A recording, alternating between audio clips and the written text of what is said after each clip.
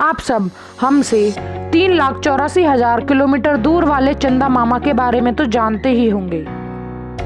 जब हमारी धरती नई नई बनी थी तब एक टाइम ऐसा था जब कोई चांद नहीं हुआ करता था। लेकिन कुछ समय बाद कुछ ऐसा हुआ जिससे सब बदल गया। एक दिन मंगल ग्रह जितना एक ग्रह धरती से आकर टकराया और तब धरती के कई टुकड़े उससे अलग हो गए। लेकिन हमारी धरती ने अपनी ग्रेविटी की वजह से उन्हें अपने से दूर नहीं जाने दिया और कुछ समय बाद वो सब टुकड़े एक साथ मिल गए और उससे बना हमारा चांद, जिसे आज हम सब मून के नाम से भी जानते हैं। उसके कुछ सालों बाद से ही धरती पर जीवन पनपने लगा। इसलिए कुछ साइंटिस्ट यह भी कहते हैं कि चांद के बनने की वजह से ही धरती पर जीवन शुरू हुआ था। मून को हमारे अर्थ की नेचुरल सैटेलाइट भी कहा जाता है और बस धरती के पास ही नहीं, सोलर सिस्टम में लगभग सभी प्लैनेट्स के पास नेचुरल सैटेलाइट्स हैं। बस मरकरी और वीनस ही ऐसे प्लैनेट हैं जिनके पास कोई भी मून नहीं है। जैसा कि आप जानते हैं, हमारी अर्थ के पास बस एक ही मून है। मार्स के पास जबकि 2 मून हैं। जुपिटर और सैटर्न के पास लगभग 60 मून्स हैं। यूरेनस के पास 27 और नेपट्यून के पास 14 मून्स हैं। यहाँ तक कि प्लूटो के पास भी 5 मून्स हैं। अब आप सब सोचोगे कि प्लैनेट्स के पास मून्स कहाँ से आते हैं। प्लैनेट्स के पास मून्स आने के 3 तरीके होते हैं।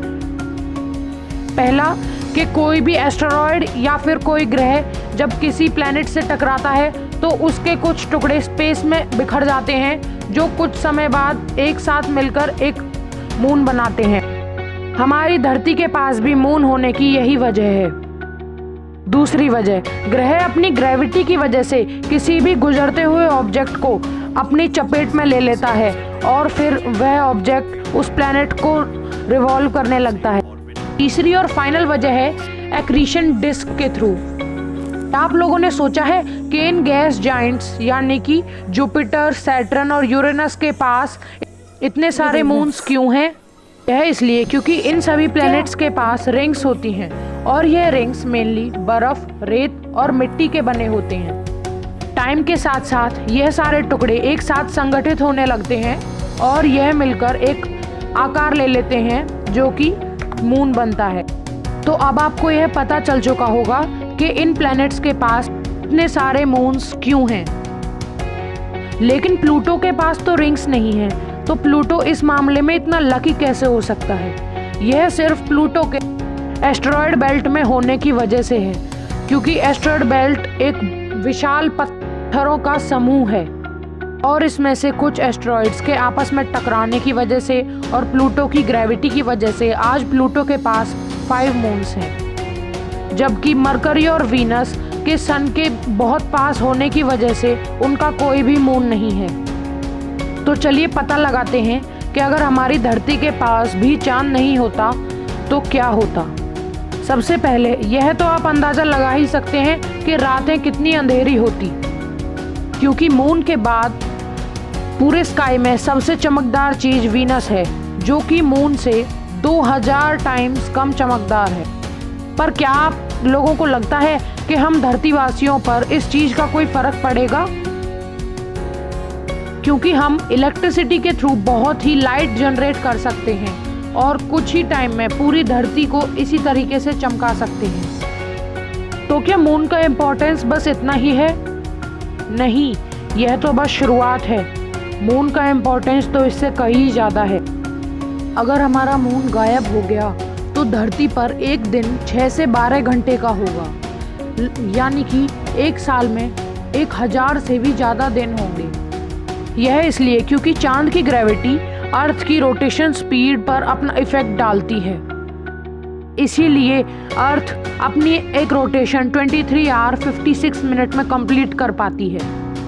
हमारे जो अर्थ के ओशियंस में टाइड्स यानी कि ज्वार भाटे उठते हैं, इन्हें भी मून ही कंट्रोल करता है अपनी ग्रेविटी की वजह से। पर अगर मून गायब हो जाएगा तो या तो टाइड्स का लेवल बहुत ही ज़्यादा कम होगा या फिर बहुत ज़्यादा हाई, इतना हाई कि सभी कोस्टल एरिया के आसपास के शहर पानी में डूब जाएंगे। हमारी अर्थ अपने ही एक्सिस पे 23.5 डिग्री टिल्टेड है और इसको सन और मून की ग्रेविटी मेंटेन रखती है। पर अगर मून गायब हो गया तो यह कंट्रोल बस सन की ग्रेविटी का होगा और इस वजह से हमारी अर्थ शेक करने लगेगी। हमारी अर्थ पर मौसम अर्थ के टिल्टेड होने की वजह से ही बदलते हैं, पर जबकि अर्थ अब शेक कर रही होगी तो फिर इसका मौसम पर बहुत बुरा असर पड़ेगा। कहीं एकदम से बर्फ गिरने लगेगी और कुछ टाइम बाद वहीं पर तपतपाती गर्मी होगी। फॉर एग्जाम्पल जैसे कि कश्मीर जहाँ पर बर्फ़ गिरती है वहाँ पर तपतपाती गर्मी होगी और दिल्ली जहाँ पर बहुत गर्मी रहती है वहाँ पर बर्फ़ पड़ेगी।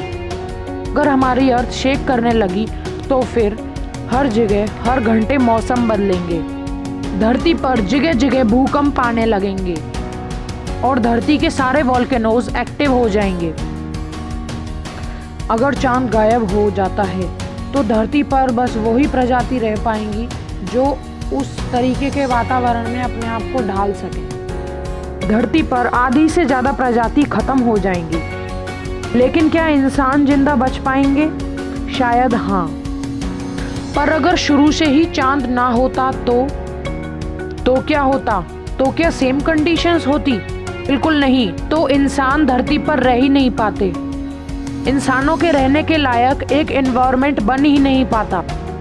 जब हमारा चांद बना ही बना था तब वह हमारी धरती से लगभग आज के मुकाबले आधी दूरी पर था और इस वजह से ही चांद अपनी ग्रेविटी का अर्थ पर ज़्यादा असर डाल पाया और धरती की रोटेशन स्पीड को कई हद तक कम कर दिया। इसी वजह से धरती पर जीवन शुरू हुआ। मुझे लगता है कि आज के बाद आपका चांद को देखने का नज़रिया ही बदल जाएगा। आज के लिए बस इतना ही। अगली वीडियो भी बहुत ही इंटरेस्टिंग होने वाली है, so stay tuned. Thanks for watching. जय हिंद।